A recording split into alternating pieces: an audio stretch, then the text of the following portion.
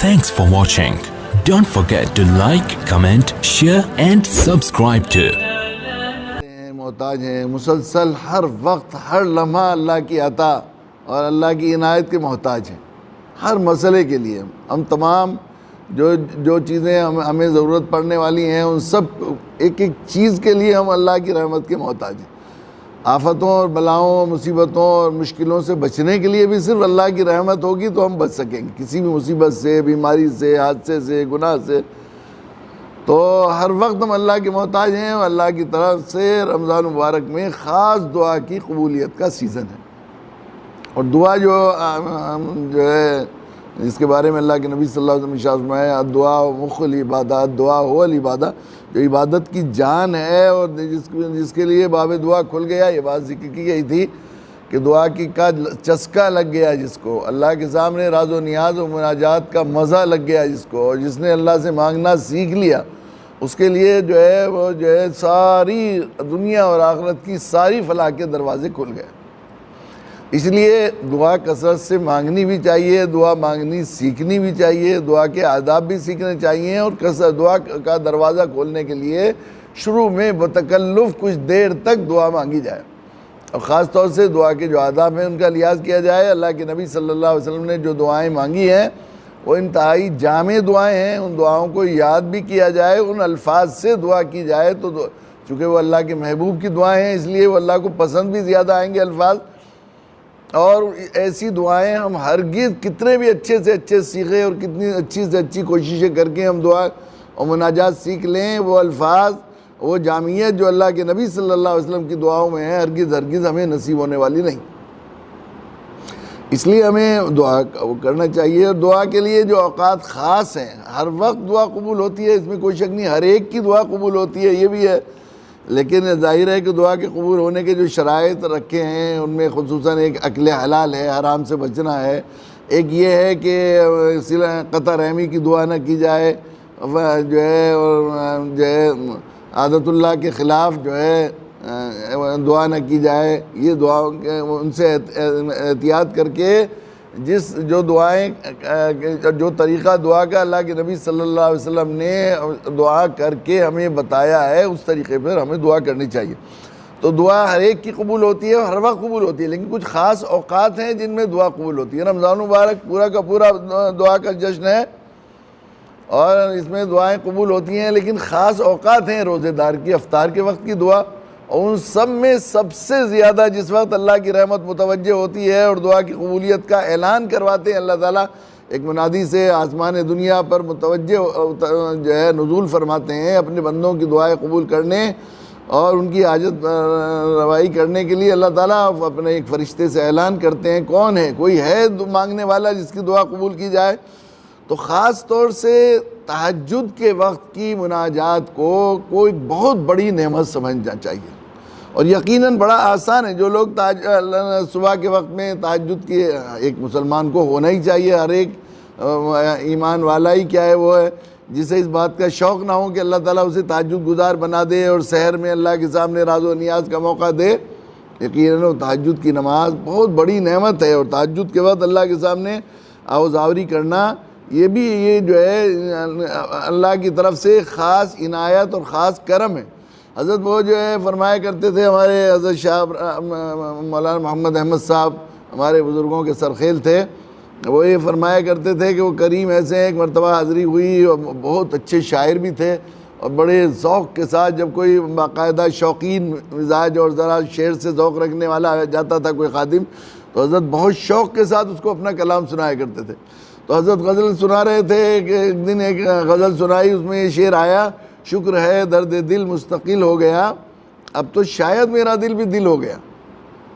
حضرت نے فرمایا وہ کیسے کریم ہیں, جھولی بھی خود ہی دیتے ہیں, بھیک بھی خود ہی دیتے ہیں, اور جو ہے وہ جھولی بھی خود ہی دیتے ہیں, بھیک بھی خود ہی دیتے ہیں. دیکھو شاید کہلوا دیا, کلی میاں شاید کہلوا دیا, ورنہ تو دعویٰ ہو جاتا تو مارے جاتے. یعنی بزرگوں کے یہاں اتنی حساسیت ہوتی ہے, کتنی زیادہ. تو کسی چیز کا دعویٰ کرنا کہ ہم کچھ ہو گئے ہیں یا کچھ, ہمارے ہاں تو جتنا زیادہ اللہ سے تعلق پیدا ہوتا چلا جاتا ہے اور آخرت کا یقین بڑھتا چلا جاتا ہے، اور اللہ کی ذات عالی سے محبت اور تعلق اور اس کی معرفت اور پہچان بڑھتی چلی جاتی ہے، اتنا زیادہ زندگی میں، بولنے میں، کام میں، ہر چیز میں احتیاط ہوتی چلی جاتی ہے۔ اور جس کی سطح کم ہوتی ہے تو وہ ہم نے دیکھا ہے بڑے بڑے علماء، بڑے بڑے جو فقہاء ہوتے ہیں، جو ان سے مسئلہ پوچھا جاتا ہے تو وہ فوراً جواب نہیں دیتے، بلکہ کہتے ہیں بعض دفعہ جو استحضار خوب ذرا سا بھی کچھ ہوتا ہے کہ اچھا ذرا دیکھ کر بتا دیں گے۔ لیکن عام آدمی کئی دفعہ ہوتا ہے مسجد میں کچھ ہو گیا امام صاحب سے تو سب مسئلہ بتانے لگتے ہیں۔ عام آدمی جنہیں الف با بھی نہیں آتی، کبھی ایسا بھی ہوتا ہے، اور بتانے میں بس کچھ نہیں ہوتا ہے، کچھ کیا ہے شریعت کا حکم یا کچھ، بس اپنی مرضی سے اور اپنی عقل کو دنیا کے حضرت تھانوی نور اللہ مرقدہ فرمایا کرتے تھے کہ ہمیں اصل میں دین کس کی عظمت اور قدر و منزلت نہیں ہے، ورنہ دنیا کے معاملے میں ہم چیز کوئی بھی مسئلہ معلوم کرنا ہے تو اس کے ماہر سے معلوم کرتے ہیں۔ قانون جب تک کوئی وکیل نہ بتا دے اطمینان نہیں ہوتا، علاج کے سلسلے میں جب کوئی اچھا ڈاکٹر نہ بتا دے اس وقت تک اطمینان نہیں ہوتا، انجینئر تعمیر کے سلسلے میں انجینئر کو بلا کے رائے لیتے ہیں، لیکن دین کے سلسلے میں ہر آدمی مفتی بنتا ہے اور دیتا ہے، ہوتا ہے ایسا اکثر۔ ایک مرتبہ ہمارے یہاں وہ جامع مسجد میں نماز پڑھتے تھے، کافی پرانی بات ہے کی، کہ وہاں جو ہے یہ ہوا کہ بھئی ایک سجدہ زیادہ ہو گیا۔ اب نماز کے بعد ہوا کہ نماز ہو گئی نہیں ہو گئی، تو بس وہ ایک صاحب کہنے لگے کہ بھئی دیکھو کم تو نہیں ہوا سجدہ، کیا کہ زیادہ ہی تو ہوا ہے، کیا بات ہے اللہ کے نام زیادہ ہو گئی، بس ہو گئی۔ سب لوگ چپ ہو گئے، یہ نہیں کہا کہ بھئی مولوی سے پوچھنا چاہیے، حالانکہ کوئی مطلب ہی نہیں تھا ایسا۔ یہ دین کی بے وقتی کی بات ہے کہ ہم اس کے اندر فوراً رائے دیتے ہیں اور یہ سمجھتے ہیں، ایسا کرتے ہیں تو، لیکن جتنا زیادہ اللہ سے تعلق پیدا ہوتا ہے اتنا زیادہ محتاط ہوتے چلے جاتا ہے۔ حضرت مولانا محمد احمد صاحب دیکھو اتنی حساسیت کہ شاید کہہ دیا، اگر دعویٰ کر لیتے کہ ہمارا دل ہو گیا، ہم بھی صاحب دل ہو گئے،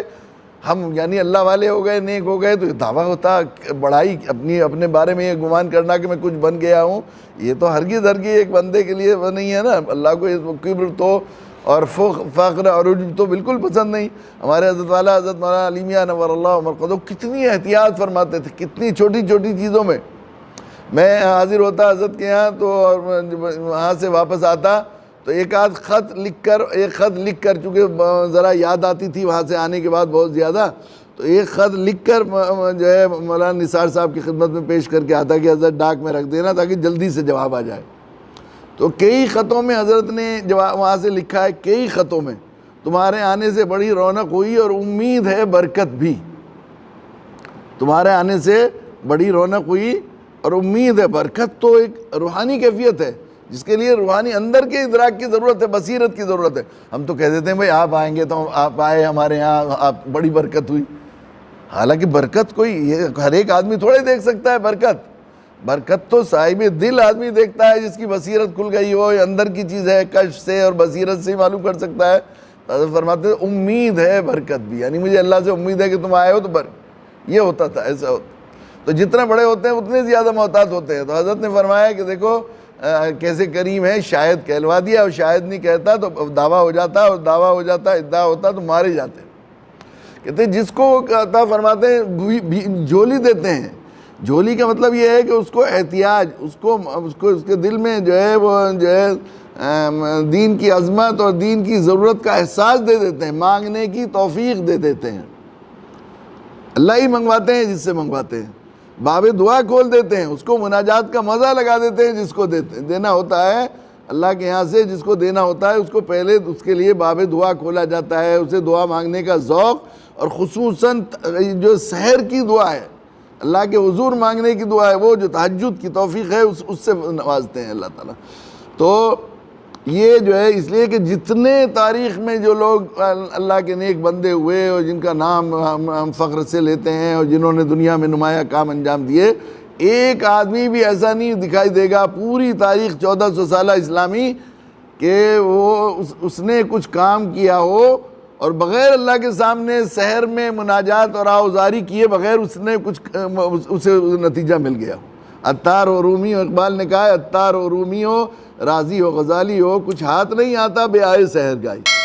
آئے سحر گائی کے بغیر۔ اور جس کو چسکا لگ جائے پھر چھٹتا نہیں، خود اقبال کا یہی حال ہے۔ اقبال جو اقبال بنے وہ آئے سحر گائی کی وجہ سے بنے۔ لا الہ الا اللہ، لا الہ